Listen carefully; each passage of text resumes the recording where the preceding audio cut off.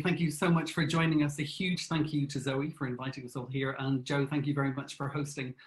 Before I begin, I just want to say a huge congratulations to Zoe and Nigel and Gaynor and Katie on their new collections. This poem is called Scarlet Rising. Eat the storms, mother said. Boil those beds of bitter blackness until the dream rips through the rain and translucent turns to trust. Even a diamond must ache in the darkness until compression can no longer conceal. Eat the storms, mother said. Slip out of shivering skin until touch recalls the sweet music of scarlet rising, caught below the lick of leaf, lost in the shadow of the shade. Even a petal must rise above the thorn before it can dance in the light. Eat the storms, mother said, but I didn't hear it at first. It takes time to swallow the truth and to teach the tongue to taste the rain. This poem is called Black is Only Shadow. Winter has grey wings, feathers of soot that come from concrete clouds, too dense to discern any light beyond. Winter wears grey wings, but spring is an architect of possibility by a canal of colour, sweeping in after the frost to bathe us in a fresh breath that blows across a chest once in chains. Round the red bricked bridge we ride, each petal pushing past the storms that rained rivers through our winters. Follow the river, she sings. Seasons are short, but the earth is a sphere turning towards the light.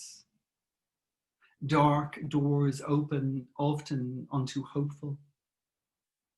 The river recalls its route regardless of the water. Blue can be a bright beacon. Black is only shadow before it finds a reason to ignite in light. Bark is dry, but branches bear blossom. We can be the water or the bridge. We can be the natural path or the paved plot. The route is bright beyond the chains, beyond the bend where the colour is waiting. Okay, these next two poems centre, I guess, around family and all that it was and all that still remains untouchable. This poem is called Tattered Brown Trousers. Father ate all the flowers in the back garden because he couldn't swallow the promise of happiness. Burning within the home, he couldn't find his roots within. Father left all the flowers in the front garden, too proud for others to see him, pulling from the soil everything he needed help with, but had never been thought the words for. Father liked to laugh first when others lost, so no one could hear his own loss tearing at him. Like weeds twisting behind the restraints he wore, like his inside-out jumpers and tattered brown trousers he thought no one could see beyond.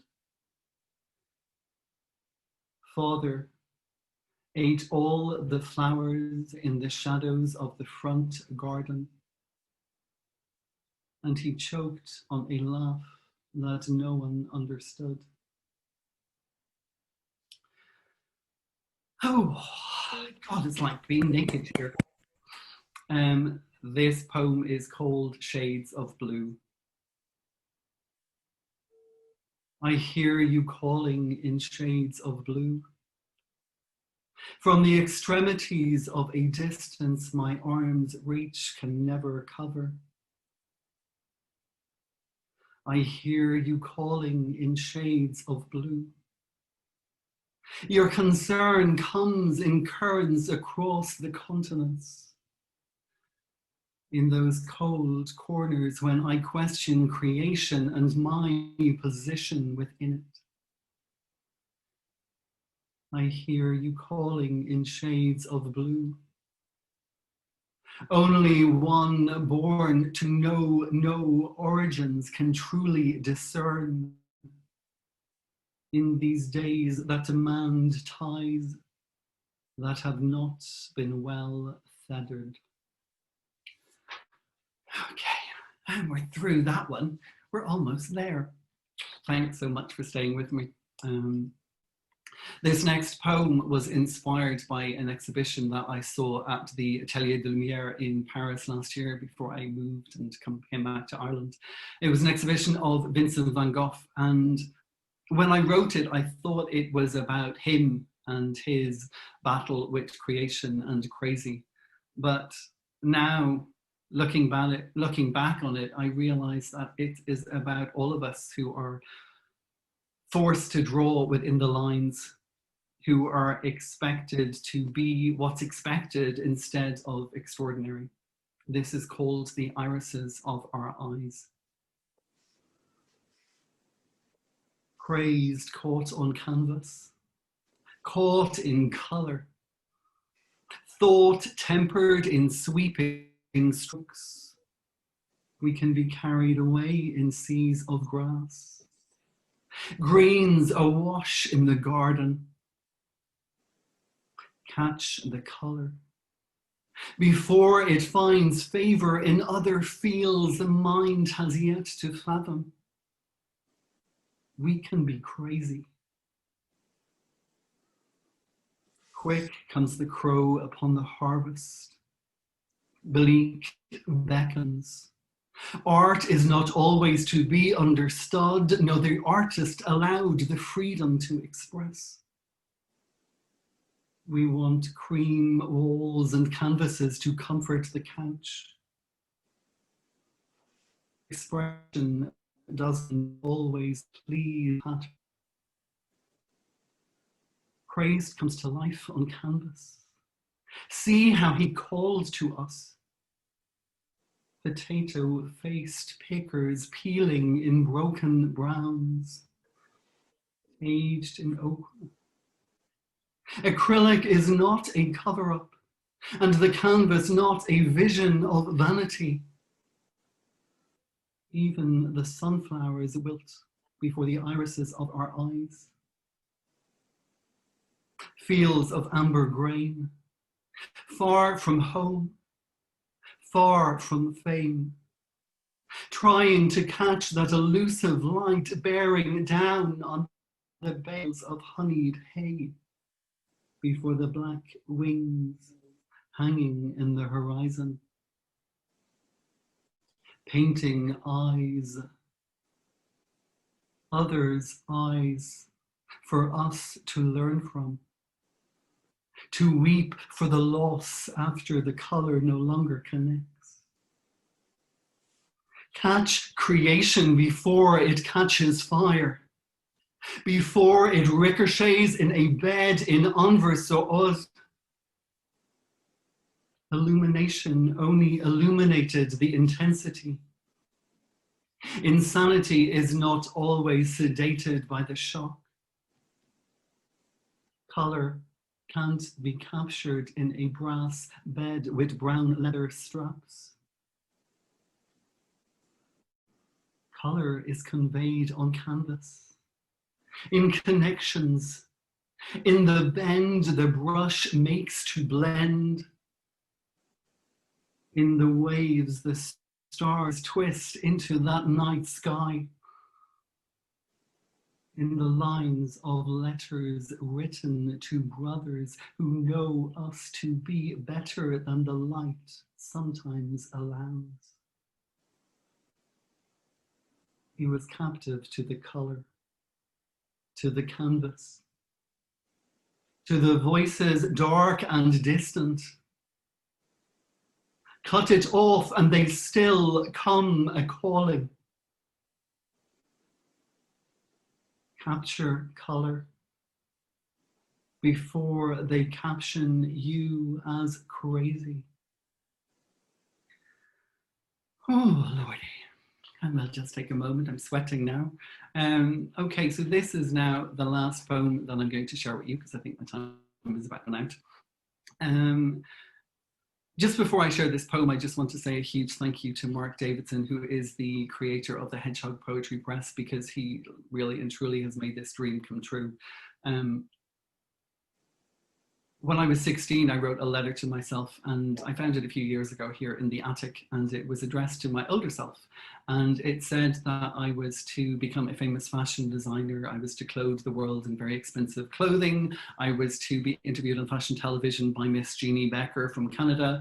And I was to have a poetry collection published by the age of 30. Well, I worked in fashion for 23 years.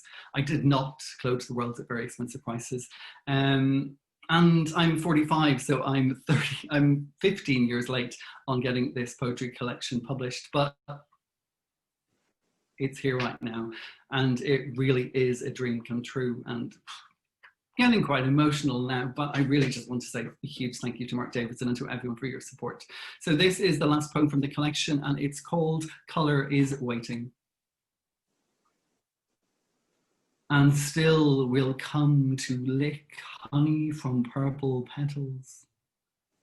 And still we'll come to root out weeds of worthlessness in gardens where others devour all that is beautiful. Time turns, and we in turn follow its path. Suns set, and the moon shows us its song. Hold hands and then release. Suns set, hold hands and then release. Hold hope and then move on. We only own the moment. Mothers may still hand over their hearts to other mothers waiting to be wanted. Fathers may rise to be fearless or choke on the root of their own fear. But remember, black is only shadow. Still we come to that lake where language lingers, where we sink beneath the depths to slip from reflections we once wore and had long since outgrown. Come, catch the colour, catch the kisses, catch the life racing by in taxis, on trains, under starry nights waiting for us to paint them. Behold how much there is to love,